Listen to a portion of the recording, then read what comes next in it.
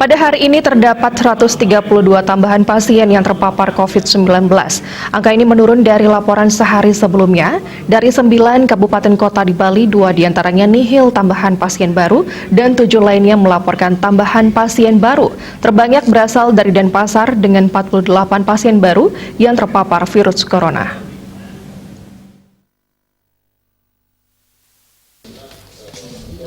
Selain Denpasar yang melaporkan 48 tambahan pasien baru, Tabanan menyusul dengan laporan tambahan sebanyak 32 orang dan Badung melaporkan 24 orang.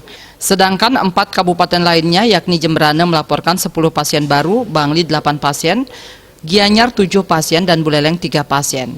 Untuk tambahan pasien sembuh hari ini, Tabanan melaporkan sebanyak 27 orang, disusul Denpasar 26 orang, Badung 17 orang, Jemberana 15 orang, Gianyar 10 orang, Bangli 3 orang, serta Buleleng, Klungkung, dan Karangasem sama-sama melaporkan 1 pasien sembuh. 2 pasien meninggal yang dilaporkan hari ini berasal dari Bangli dan Tabanan.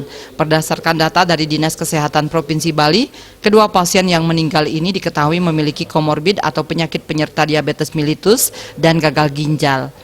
Pengendalian dan pencegahan penyakit ini merupakan tanggung jawab bersama. Sinergi antara pemerintah, masyarakat, dan semua pihak adalah kunci utamanya.